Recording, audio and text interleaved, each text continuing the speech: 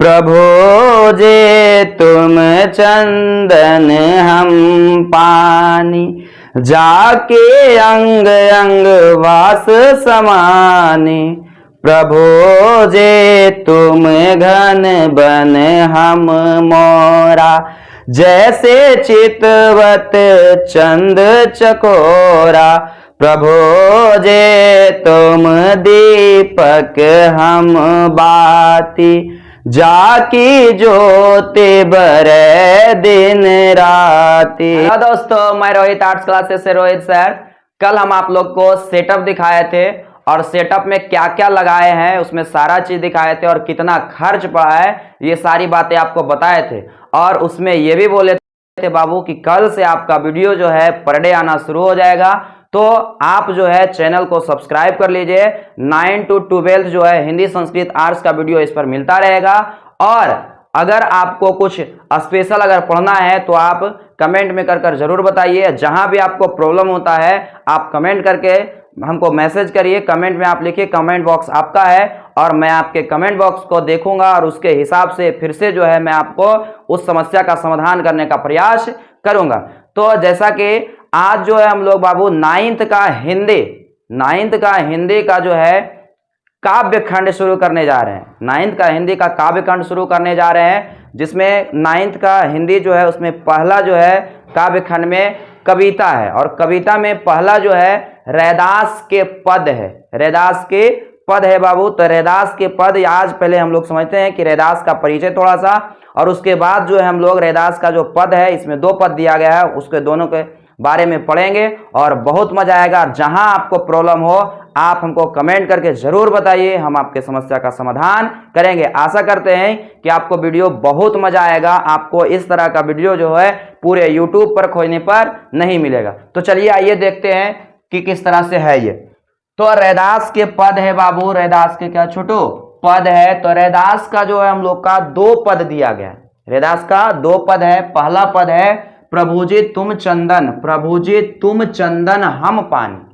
पहला जो पद है उसका नाम है प्रभुजी तुम चंदन हम पानी। और दूसरा जो पद है राम मैं पूजा कहाँ चढ़ाऊं। ये जो है रैदास का क्या है बाबू पद है। तो रैदास का जो जन्म हुआ 1388 ईस्वी में बनारस में हुआ।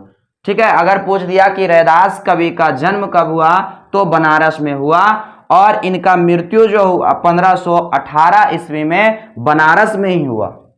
इनका जन्म 1388 में, मृत्यु 1518 में, और जन्म भी बनारस में और मृत्यु भी बनारस में हुआ। और ये विख्यात थे किस नाम से, किसके लिए प्रसिद्ध थे? तो ये जो प्रसिद्ध थे किस नाम से, तो बोल संत कवि रविदास के नाम से जो है रैदास जो कवि हैं वो संत कवि रविदास के नाम से प्रसिद्ध थे। और इनके रचना से मनमुग्ध होकर, इनके रचना से आनंदित होकर, खुश होकर, आकर्षित होकर आमंत्रित किए थे सिकंदर लोदी। सिकंदर लोदी जो थे उस समय दिल्ली का शासक थे। बुआ कहाँ के शासक थे? तो दिल्ली के शासक थे। और इनके रचना से, इनके कविताओं से प्रभावित होकर इनको जो है आमंत्रित किए थे सिकंदर लोदी। कहाँ? दिल्ली आमंत्रित किए थे। रैदास जो है भक्ति जो क्या चीज के करते थे, तो भक्ति जो ही करते थे निर्गुण भक्ति करते थे। कौन भक्ति? निर्गुण भक्ति। पूजा करने का 2 तरीका होता है, 2 माध्यम होता है, 2 धारा होता है। एक होता है सगुण भक्ति धारा और दूसरा होता है निर्गुण भक्ति धारा। तो ये जो थे निर्गुण भक्ति धारा के उपासक थे, यानी कि निर्गुण के माध्यम से ये पूजा पाठ करना पसंद करते थे। ठीक है, तो पूछा अगर कि किस भक्ति धारा के ये कवि थे, तो निर्गुण भक्ति धारा के कवि थे। अब निर्गुण होता क्या है और सगुण होता क्या है? तो निर्गुण जो होता है बुआ और सगुण उसमें अंतर होता है। ठीक है, तो हम लोग जो गांव गिरां या जहां भी देखते हैं तो देखते हैं कि पूजा करने के लिए हम लोग अनेक प्रकार के कर्मकांड करते हैं और अनेक प्रकार के सामग्री लाते हैं, तब जाकर हम लोग क्या करते हैं और उसमें मूर्ति को पूजा करते हैं। उसमें क्या करते हैं? मूर्ति का पूजा। सगुन में जैसे अगर पूजा करना होता है तो फल फूल दूध चंदन टीका जल इन सभी चीजों को पहले हम जमा करते हैं और उसके बाद जाकर मूर्ति के समीप जाते हैं, तब जाकर हम क्या करते हैं, पूजा करते हैं। लेकिन निर्गुण भक्ति जो धारा होता है वो मूर्ति पूजा में विश्वास नहीं करता, वह मूर्ति, उसमें जो है मूर्ति का पूजा नहीं किया जाता है, सच्चे मन से जो है उसमें भगवान का ध्यान किया जाता है, उसमें कोई कर्मकांड करने की आवश्यकता नहीं होती है। तो इसीलिए ये जो थे निर्गुण भक्ति धारा के कवि थे, और निर्गुण भक्ति धारा के कवि थे जिसके कारण ये जो है बाबू मूर्ति पूजा, तीर्थ यात्रा और दिखावा में विश्वास नहीं करते थे।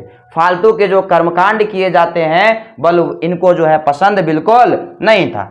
ये जो है सच्चा धर्म क्या मानते थे, तो सच्चा धर्म ये मानते थे आंतरिक भावना और आपसी भाईचारा। आंतरिक भावना और क्या मानते थे, आपसी भाईचारा। आंतरिक भावना के मतलब हुआ कि अंदर मन से भगवान का ध्यान किया जाना, ये नहीं कि बनावटी दिखावा करके दाढ़ी बढ़ा लिए, टीका लगा लिए, चंदन लगा लिए, धोती पहन लिए और इस तरह से आप क्या कर रहे हैं, पूजा कर रहे हैं। तो ये दिखावा नहीं कहते हैं, दिखावा करना बिल्कुल नहीं, बल्कि जो है आप जिस रूप में उसी रूप में रहिए, साधारणतः जैसा भी आपको रहना है, लेकिन भगवान का ध्यान कहाँ से करिए, आंतरिक मन से करिए। आंतरिक भावना से भगवान के प्रति लगाव होना चाहिए, भक्ति होना चाहिए, और आपसी भाईचारा होना चाहिए, एक दूसरे से जो है भाईचारे का स्वरूप होना चाहिए। तो बल वही जो है सच्चा धर्म होता है, बल्कि दिखावा करना धर्म नहीं होता है, इनका कहना था। और ये जो रैदास कवि है बाबू, तो रैदास कवि का जो रचना है वो मिलता है कबीर दास के रचना से। किसके रचना से मिलता है, तो बोल कबीर दास के रचना से। क्यों, क्योंकि कबीर दास भी जो थे निर्गुण भक्ति धारा के ही कवि थे। तो इनका जो रैदास का जो पद है या कविता है, उनका रचना मिलता है क्या चीज से, कबीर दास के रचना से। आगे देखिए कहता है कि इनका जो पद है बहुत ही प्रसिद्ध और बहुत ही मार्मिक है बुआ, जिसके कारण जो है सिख धर्म का सबसे पवित्र ग्रंथ, सिख धर्म जो है जैसे हम लोग का हिंदू धर्म है, मुस्लिम धर्म होता है, ईसाई धर्म होता है, उसी प्रकार से एक सिख धर्म है, और जिसके संस्थापक जो थे गुरु नानक थे। तो सिख धर्म का सबसे जो पवित्र ग्रंथ है उसका नाम है गुरु ग्रंथ साहिब, और गुरु ग्रंथ साहिब में इनके रैदास के 40 पद को शामिल किया गया है। गुरु ग्रंथ साहिब जो है सिख धर्म का पवित्र ग्रंथ, उसमें रैदास के कुल 40 पद को क्या किया गया है, सम्मिलित किया गया, उसमें लिखा गया है। और ये रैदास जो थे ये रचना किस भाषा में करते थे, तो ये रचना करते थे ब्रज भाषा में। कोची में, ब्रज भाषा में रचना करते थे, और इसमें अवधी का मिश्रण होता था, पंजाबी का मिश्रण होता था, और जो है उर्दू फारसी का भी कुछ कुछ मिश्रण करते थे, और खड़ी बोली का प्रयोग करते थे। तो रैदास का जो रचना होता था किस भाषा में, तो ब्रज भाषा में ये रचना करते थे, ब्रज भाषा में। चलिए देखिए अब जो है हम लोग पद की ओर चलते हैं। लेकिन बाबू इससे पहले कि पद की ओर चले, आपको इस तरह से समझना, यहाँ से अगर आपका इसको नोट्स चाहिए, इसका ऑब्जेक्टिव का और सब्जेक्टिव का दोनों, तो आप जो है मेरे टेलीग्राम चैनल नीचे लिंक दिया हुआ है, उसको क्या कर लीजिए, जाकर सब्सक्राइब कर लीजिए। वहां आपका इस तरह से नहीं बल्कि आपका क्वेश्चन बना हुआ रहेगा, उसमें आंसर डाला हुआ रहेगा, आपको बहुत ही सुविधा होगा। तो आप यहां से समझिए और वहां से आप क्या करिए, नोट्स बनाइए, ताकि आपको कोई परेशानी नहीं हो। तो आप चैनल को जाकर क्या करिए, टेलीग्राम चैनल को Rohit arts classes Telegram channel पर सर्च करिए और उसको सब्सक्राइब कर लीजिए, वहां आपको क्या हो जाएगा, नोट्स मिल जाएगा। चलिए अब हम चलते हैं पद की ओर। तो पहला पद है प्रभु जी तुम चंदन हम पानी, प्रभु जी तुम चंदन हम पानी। चलिए देखिए बाबू, कविता जो है आपका पहला जो पद है कि अब कैसे छूटे राम नाम रट लागी, अब कैसे छूटे राम नाम रट लागी। पहले इसको हम पढ़ते हैं, पढ़ते नहीं इसको गाते हैं, मस्ती पहले करते हैं उसके बाद पढ़ते हैं, ठीक है ना। ध्यान से सुनिएगा, थोड़ा सा आप इधर देखिएगा, हम अपने बुक में देखेंगे, क्योंकि अगर हम इधर देखते हैं तो जो है मज़ा नहीं आएगा, इसलिए आप यहाँ गौर से देखिए और हम अपना बुक से क्या करते हैं, देखकर आपको सुनाते हैं, ठीक है। तो आराम से आप अपना लाइन यहाँ देखिए और हम इधर देखते हैं, ठीक है। चलिए समझिएगा कैसे इसको गाएंगे। अब कैसे छूटे राम नाम रट लागे, प्रभु जे तुम चंदन हम पानी, जाके अंग अंग वास समानी, प्रभु जे तुम घन बन हम मोरा, जैसे चितवत चंद चकोरा। प्रभु जे तुम दीपक हम बाती, जाकी ज्योति बरे दिन राती। प्रभु जे तुम मोती हम धागा, जैसे शो नहीं मिलत सुहागा। प्रभु जे तुम स्वामी हम दासा, ऐसे भक्ति करे रे दासा, ऐसे भक्ति करे रे दासा। तो इस तरह से इसको आपको क्या करना है बउआ, गाना है। चलिए अब इसका भावार्थ समझते हैं, ठीक है, चलो समझना है। तो कहता है अब कैसे छूटे राम नाम रट लागी। तो रैदास कवि कहते हैं कि यानी कि रैदास कवि को जो है ईश्वर से इस तरह से प्रेम हो जाता है, इस तरह से भक्ति हो जाता है कि हर हमेशा उनका याद आता है और हर हमेशा जो अपने मुख से उनके नाम का रट लगाते रहते हैं। तो कह रहे हैं कि अब कैसे छूटेगा, राम का जो नाम रट लगाना शुरू कर दिए हैं, बल वह छूटना संभव नहीं है। अब कैसे छूटेगा, अब बल कैसे छूटेगा। जैसे आप लोग देखते हैं कि कभी किसी से प्रेम हो जाता है तो हर हमेशा उसका नाम, उसका चेहरा, हर चीज दिखाई पड़ता है, हमेशा उसकी यादें आती रहती है। ठीक उसी प्रकार इसमें बुआ इनको जो है प्रेम हो जाता है भगवान से और कह रहे हैं कि अब कैसे छूटेगा, बोला अब छूटना संभव नहीं है। राम नाम रट लागी, राम का नाम जो हम रट लगाना शुरू कर दिए हैं, जो ईश्वर की भक्ति करना शुरू कर दिए हैं, बल ये छूटना संभव नहीं है। आगे कहते हैं प्रभु जी तुम चंदन हम पानी। बल ईश्वर यदि आप चंदन है तो हम पानी है, यदि आप चंदन है तो हम क्या है, पानी है। चंदन जो होता है बुआ बहुत ही सुगंधित होता है और शुद्ध भी होता है। यदि चंदन को पानी में घोल दिया जाए, पानी के साथ घोल दिया जाए तो पानी का अणु अणु जो है, एक एक अणु जो है सुगंधित हो जाएगा और उस पानी से भी क्या आना शुरू हो जाएगा, सुगंध आना शुरू हो जाएगा। जाकी अंग अंग वास समानी। और जिस तरह से पानी जो है, पानी में चंदन घुलने से उससे सुगंध आना शुरू हो जाता है, ठीक उसी प्रकार ईश्वर के भक्ति में इस प्रकार से ये घुल जाते हैं। कहते हैं कि मेरा अंग अंग जो है, शरीर का एक एक अंग जो है आपकी भक्ति से, आपके भक्ति से जो है बुआ क्या हो गया है, वास आना शुरू हो गया, आपकी भक्ति का खुशबू आना शुरू हो गया है। आगे कहते हैं कि प्रभु जी तुम घन बन हम मोरा। तो बोल प्रभु जी यदि आप घन बन जाते हैं, यानी कि बादल हैं तो हम मोर हैं, यदि आप बादल हैं तो मैं मोर हूं।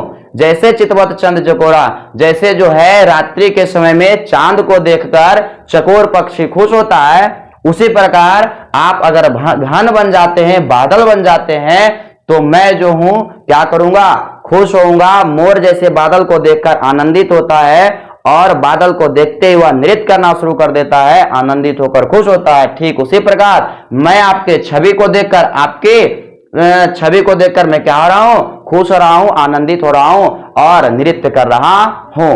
ठीक है, आगे कहते हैं प्रभु जी तुम दीपक हम बाती। प्रभु जी तुम दीपक हम बाती। बोल प्रभु जी ईश्वर तुम दीपक हो तो हम क्या हैं, बाती हैं। तुम दीपक हो तो हम क्या हैं, बाती हैं। बुआ जैसे क्या होता है, अगर दीपक अलग हो और बाती अलग हो तो उसका कोई मोल नहीं है, उससे किसी प्रकार का प्रकाश नहीं फैलेगा। लेकिन यदि दीपक और बाती एक साथ मिल जाए तो दोनों जो है मिलकर क्या करेगा, प्रकाश फैलेगा। ठीक उसी प्रकार ये कह रहे हैं कि यदि आप दीपक हैं प्रभु तो हम बाती हैं और मैं आपके प्रकाश को जाकी ज्योति, जाके ज्योति, ज्योति, ठीक है, जाके ज्योति बरे दिन राती, जिसकी जो है ज्योत मतलब प्रकाश जो है बढ़ते रहेगा, दिन रात जो है मैं आपके प्रकाश को फैलाते रहूंगा। आप दीपक हैं, मान लीजिए ऐसे दीपक है तो इसमें हम क्या हैं, बाती हैं और आपके सहयोग से और हम खुद जल जल कर, यानी कि आपकी भक्ति का जो रोशनी है लोगों तक क्या करता रहूंगा, हमेशा फैलाते रहूंगा। आगे कहता है प्रभु जी तुम मोती हम धागा। बल प्रभु जी ईश्वर तुम मोती हो तो मैं धागा हूं, यदि आप मोती हैं तो हम क्या हैं, धागा हैं। जैसे सो नहीं मिलत सुहागा, जैसे अगर मोती जो होता बुआ बहुत ही कीमती माना जाता है, लेकिन धागा जो होता है उससे कम कीमती होता है।